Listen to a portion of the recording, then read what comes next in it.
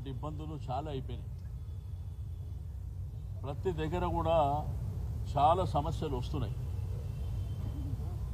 ఒకటి road connectivity విషయంలో కానివ్వండి, వైకుంఠ ధామాలు కానివ్వండి, శానిటేషన్ వెహికల్స్ లేకపోవడం కానివ్వండి, గడిచిన 6 మాసాల నుంచి స్ట్రీట్ లైట్స్ మినిమం మెయింటెనెన్స్ లేకుండా ఇబ్బందులు పడుతున్నటువంటి అంశాలు కానివ్వండి, ఈ ముసారాబాద్కు సంబంధించి ఆ ఫ్లైఓవరు చాలా ప్రధానమైనటువంటిది. మీరందరూ చూసారు, చేనంబర్ దగ్గర వర్షాలలో ఆ ముసారాబాగు ఏదైతే అంబర్పేట్ టువర్డ్స్ ముసారాబాగ్ దిల్సుఖ్నగర్ పోయేటువంటి ఆ యొక్క నాలా మునిగిపోయిన పరిస్థితిని మనం చూసినాం.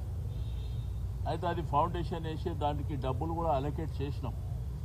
నీకు ఎస్ఆర్డిపి సిఆర్ఎంపీ నుంచి కూడా కోట్లాది రూపాయలు ఖర్చు పెట్టి హైదరాబాద్ అద్భుతంగా ఉండాలి, హైదరాబాదు ప్రజలకు అన్ని అవసరాలు తీర్చాలన్న ఉద్దేశంతో మీకు బస్ బేలు కానివ్వండి, అదేవిధంగా పార్కులు కానివ్వండి, ఫ్లైఓవర్లు, అండర్ పాస్ ఈ కార్యక్రమాలన్నీ చేపట్టడం జరిగింది.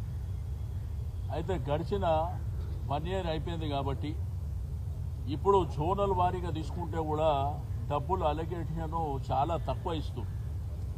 దానివల్ల మాకేమో ఇబ్బందులు ప్రెజర్స్ ఎక్కువైనాయి. కాబట్టి ఈరోజు మేమందరం కలిసి మున్సిపల్ కమిషనర్ గారికి 3 గంటలకు కలుస్తామని చెప్పి వారికి ఇన్ఫామ్ చేయడం జరిగింది.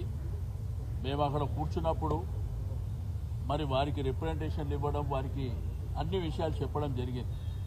రెండో వైపున ఇందిరమ్మ ఇండ్లు, రేషన్ కార్డుల విషయంలో కూడా అప్లికేషన్ వేల సంఖ్యలో, లక్షల సంఖ్యలో అప్లికేషన్స్ వస్తున్నాయి. హైదరాబాద్ సిటీగా వచ్చిన అప్లికేషన్స్ అన్నీ మీరు తప్పకుండా ఇవ్వాలి అనేటువంటిది మా డిమాండ్. ఎందుకంటే ప్రజలు ఆతృతతో వెయిట్ చేస్తారు, మాకు ఎప్పుడు ఇస్తారు, ఎప్పుడు వస్తాయనే విధంగా మరి ప్రజల ఆలోచన ఆ విధంగా ఉంది. రెండోది ప్రోటోకాల్. ఇది ప్రోటోకాల్ అనేది చాలా ప్రధానమైనటువంటి ఇష్యూ.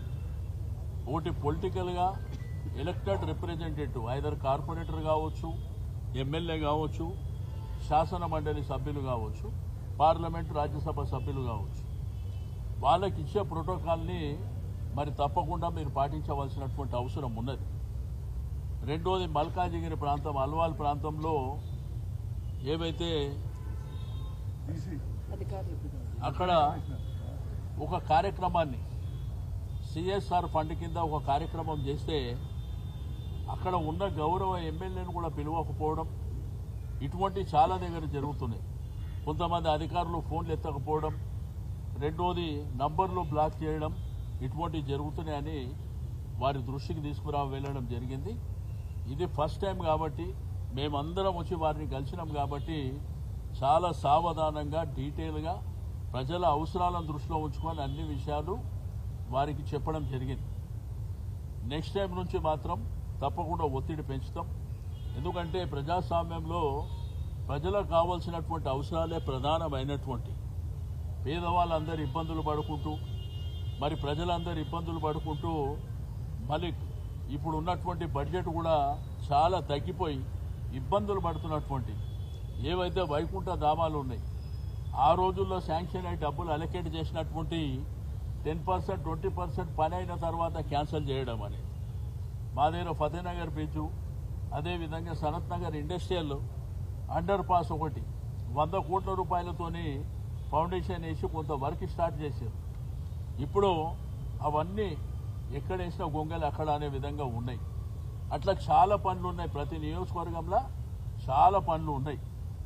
కాబట్టి మేము ఇప్పటి వరకు బాధ్యతగా అందరం కూడా ఒక రెస్పెక్ట్గా ఉండాలనేటువంటి ఉద్దేశంతో ఎక్కడ కూడా మా నియోజకవర్గాలలో గొడవల జోలికో లేకపోతే అక్కడ కార్యక్రమాలు జరిగేటప్పుడు ఇబ్బందులు పెట్టేటువంటి కార్యక్రమాలు చేయడమో ఇవన్నీ మేము చేయలేదు ఇప్పటి వరకు. కాబట్టి దయచేసి మేము జిహెచ్ఎంఈకి సంబంధించినటువంటి కమిషనర్ గారికి అన్ని రిప్రజెంటేషన్ ఇచ్చినాం. తప్పకుండా వీలైనంత తొందరలో మేము ఇచ్చినటువంటి రిప్రజెంటేషన్లకు మీరు చేస్తారా చేయరా, చేయకపోతే ఎందుకు చేయలేకపోతున్నారు, చేస్తే ఏమేమి కార్యక్రమాలు చేస్తారో ఆ కార్యక్రమాన్ని వెంటనే చెప్పాలని వారికి చెప్పినాం. అదేవిధంగా మా కార్పొరేటర్లు మండే, ట్యూస్డే ఈ 2 రోజులల్లా ఏదో ఒక రోజు వాళ్ళందరికీ టైం ఇవ్వమని చెప్పినాం. అదొకటి. రెండోది కౌన్సిల్లో మా కార్పొరేటర్ మెజారిటీ ఉన్నటువంటి పార్టీ మాది. దీంట్లో మా క్వశ్చన్సే తీసుకోరని చెప్పి మా కార్పొరేటర్లు ఇప్పుడు చెప్తున్నారు. ఒకవేళ మా క్వశ్చన్లు తీసుకోకపోతే వాళ్ళు హౌస్ నడిపేయగలుగుతారా? ఉన్న సంఖ్యనే మాది. కాబట్టి ఏదైనా కానీ రాజ్యాంగ పరిధిలో పద్ధతి ప్రకారం పోవాలనేదే మా యొక్క రిక్వెస్ట్.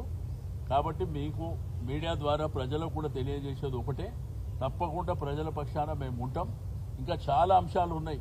మా గౌరవ ఎమ్మెల్యేలు అందరూ కూడా మాట్లాడి అందరూ కూడా వారి వారి నియోజకవర్గాలకు సంబంధించినటువంటి అంశాలు, జనరల్గా ఉన్నటువంటి అంశాలు కూడా మరి అందరూ మాట్లాడటం జరిగింది. కాబట్టి ఇది ఫస్ట్ టైం కాబట్టి మేము వచ్చింది రిప్రజెంటేషన్ ఇవ్వడానికి. కాబట్టి నెక్స్ట్ టైం వచ్చినప్పుడు మరి తప్పకుండా చాలా అంశాలు ఉన్నాయి. అవన్నీ డీటెయిల్గా ఒక్కొక్క నియోజకవర్గానికి సంబంధించి డీటెయిల్గా మాట్లాడి ఆ పనుల విషయంలో తప్పకుండా ఒత్తిడి పెంచుతాం.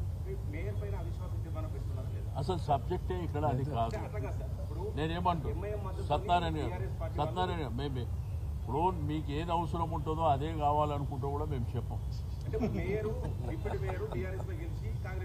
నేనేమంటున్నా, అది ఇప్పుడు మేము ఎమ్మెల్యేలను కలిసింది కమిషనర్కు ఒక సబ్జెక్ట్, అది వేరే ఫామ్ ఉంటుంది. సాటర్డే నాడు మీటింగ్ ఉన్నది, అది వేరే ఫామ్లో చెప్తాం.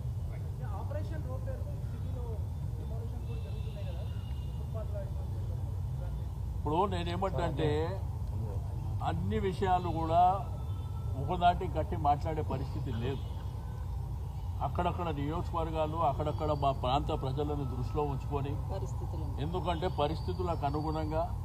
రెండోది గవర్నమెంట్ చెప్పింది అప్పుడు ఎలక్షన్ ముందు, వీళ్ళు చెప్పింది ఏంది, ఎవరైతే వెండర్స్ ఉన్నారో వాళ్ళకి చట్టబద్ధత తెస్తామని చెప్పారు.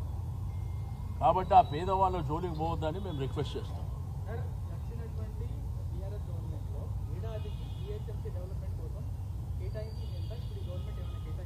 ఇప్పుడు గవర్నమెంట్ లెక్కలు నేనేడికి తెచ్చి చెప్పాలి, ఉండొచ్చు.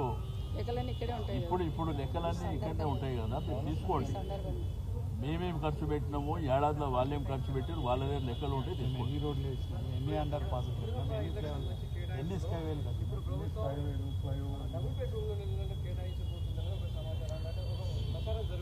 నేనేమంటున్నానంటే అక్కడ లోకల్గా కూడా మిస్గైడ్ చేస్తూ అప్లికేషన్ ఫామ్స్ ఏవైతే కలెక్ట్ చేస్తున్నారో అవి వేల సంఖ్యలో వస్తున్నాయి. రెండోది వీళ్ళు వెరిఫికేషన్ చేస్తామన్నారు, ఇంకా టైం ఉంది కాబట్టి చేస్తామన్నారు, చేయమని చెప్పినాం. వేల సంఖ్యలో అప్లికేషన్లు వస్తున్నాయి. అక్కడ ఇన్లే లేవు. ఆ లోకల్ ఆఫీసర్స్ ఏంటంటే కొంతమంది అక్కడక్కడ మీకు ఆల్రెడీ ఇల్లు శాంక్షన్ అయిందని టిక్కు చేయడం, ఫోటోలు పెట్టడం, ఇటువంటి ప్రాబ్లమ్స్ ఉన్నాయి. అల్టిమేట్గా ఆ ప్రాబ్లం వాళ్ళే ఫేస్ చేయవలసి వస్తుంది. అక్కడ ఇందిరమ్మ ఇళ్ల విషయంలో కానీ, రెండోది రేషన్ కార్డుల విషయంలో మేమందరం చెప్పేది ఒకటే, గవర్నమెంట్ మంచి కార్యక్రమం చేస్తే సపోర్ట్ చేస్తాం. ఎందుకంటే ప్రజలకు సంబంధించింది, పేద వర్గాలకు సంబంధించింది. అందుకే మేము ఎక్కడ గలాటలు చేయడమో లేకపోతే ఇబ్బంది పెట్టడమో అటువంటి కార్యక్రమాలు మేము ఎక్కడ చేయం. మేము చెప్తుంది ఏంటంటే, ఉన్న ప్రజలకు మీరు ఇందిరమ్మ ఇండ్లు ఇస్తే సంతోషం, రేషన్ కార్డు లేని వాళ్ళకందరికీ రేషన్ కార్డు ఇస్తే సంతోషం. రెండోది నిన్న మాట్లాడినప్పుడు మేము 10 సంవత్సరాలు ఒక్క రేషన్ కార్డు ఇవ్వలేదని మాట్లాడుతున్నారు వాళ్ళు. గవర్నమెంట్ ఉంది, సివిల్ సప్లై డిపార్ట్మెంట్ ఉంది, లెక్కలు తెప్పించుకోండి.